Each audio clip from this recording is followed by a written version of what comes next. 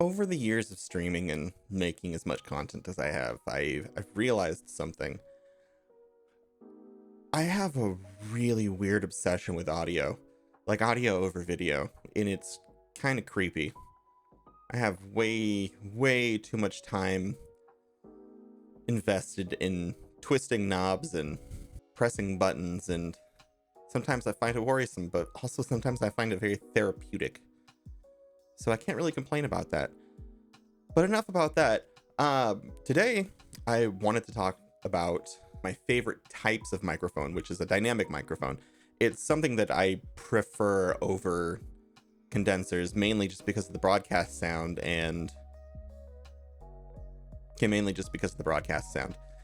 But I wanted to go over a little list of dynamic mics that I think some people might find helpful. So today I'm going to go over 3 different mics. One's going to be least expensive, one's going to be a mid-tier, and then the other one's going to be an expensive boy. I like to call it the big boy. But yeah, each of these different mics, whenever I talk about them, I'm going to be using them. I'm going to go over some of the basics. I'm not going to go over a lot of specifics on it because there are plenty of videos out there with specifics on them anyways. And I'm actually going to post those like right under here. They're most likely going to be from Podcastage, so they're going to have an extreme level of detail in those videos. So if you wanted to know anything about that, check out the links below. But anyways, so I guess let's get started. So before I begin, I want to preface this with I'm not going to go crazy with the settings and everything like that. I'm going to boost it up to a nice, decent gain on the audio interface. I have my mic chaining the mic. It goes into a FET head, and then it goes into my Motu M2 for these tests. Any time that I think that it's a little bit quiet, I'm probably just going to boost it in post. So other than that, so this is the Shure Mv7x. There are 2 different versions of this. There is this and a USB version. It's the Mv7x, which is the XLR version, and then the Mv7, which is the XLR/USB version. Anyways, this runs at about $149 on Amazon, and from what I heard, some of the little bits of testing that I did before, it actually sounds really good, especially for a $149 mic. Now, there is other ones that you can probably go with, like the Rode Podcaster and everything like this. This, personally, though, I feel has a better look to it, and it has a decent sound to it.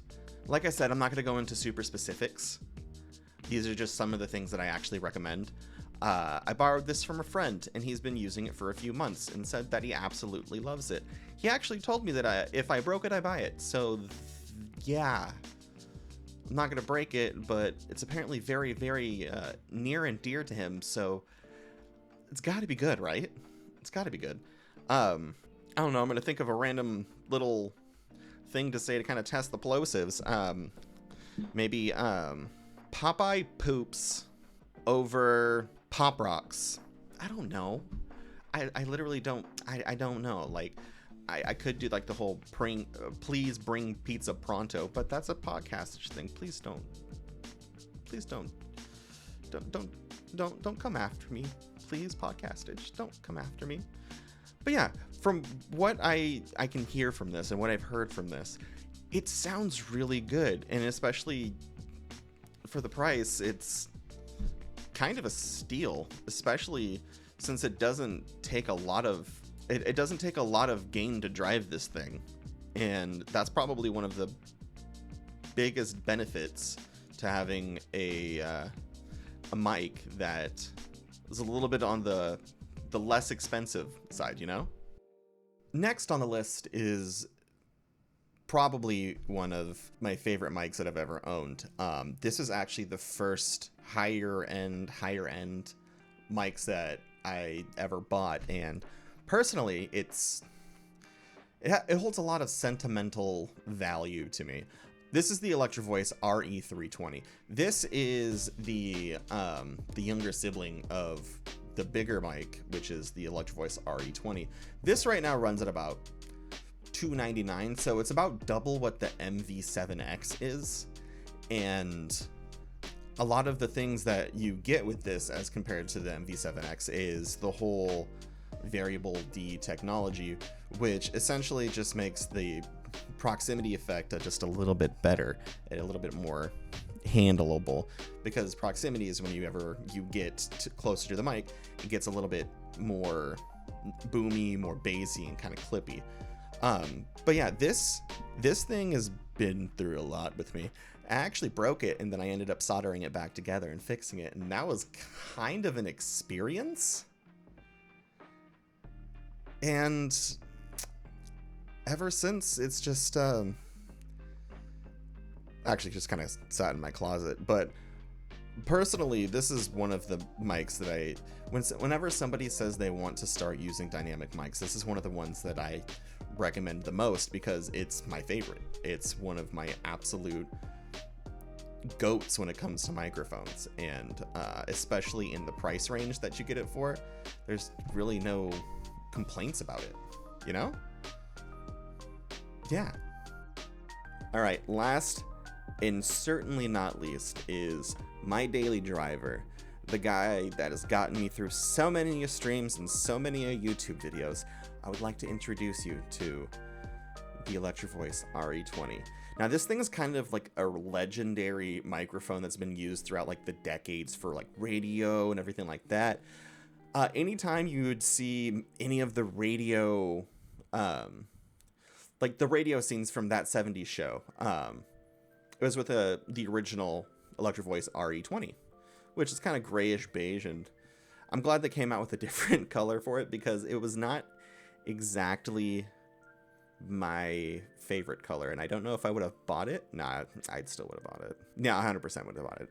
Now this guy, this takes a lot more juice to operate than the other ones, and I actually had to turn the dial up on my audio interface. So this thing right now runs at about $449, which is I've noticed that it's kind of been like a $150 increase from each microphone, like $149, then $300, and then $449. That wasn't on purpose. That just happens to be what I had in my hands. But yeah, no, there are I mean, this has the same some kind of variable D technology that the RE320 has, but there are a few key differences with this, which mostly has to do with some of the internals. With the internals of the RE20, the parts are a little bit cheaper. They're sourced a little bit differently, and I think it's just put together a little bit with looser tolerances, while as compared to this guy, which they source top quality audio gear, like audio internals, and everything is pretty much just like top notch. This guy, it's really relatively easy to open up and fix it yourself if you need to. This guy, I would strongly suggest taking it to an authorized repair person, because there's a lot of different things with this that you're probably not gonna want to open up yourself, you know? But yeah, this thing is what I've used for maybe a year, maybe more. Basically, when I broke this, I bought this immediately because I needed a microphone, and yeah, that's pretty much, yeah. But I absolutely love it. I personally have no regrets deciding to buy this one. I've been kind of an Electro Voice fanboy for a while now, and with good reason. They're probably some of the better microphone companies out there. Personal opinion. I know a lot of people love Shure, and Shure is great, but I just prefer Electro Voice over Shure, you know? Now we're kind of back to my regular setup with everything in there. But anyways, yeah, it's just kind of my personal list of things of microphones that personally I would suggest people buying.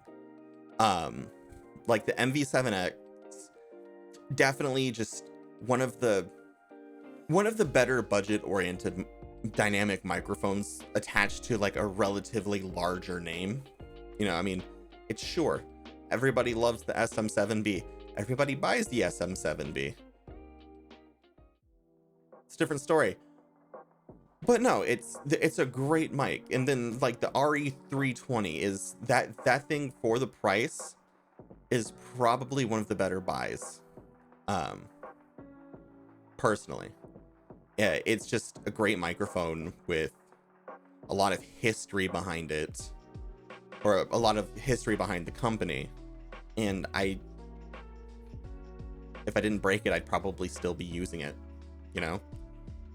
And then there's this guy, the Electro Voice RE20. Now this has a lot of history behind it. Company and microphone. It's the best microphone that I've ever used in my life. Like, this is the best that I've used to an extent, but this is the literal best microphone I've ever used, because I haven't touched any Neumanns yet, because nobody will let me touch them because they're $3,600 a piece, and that hurts me.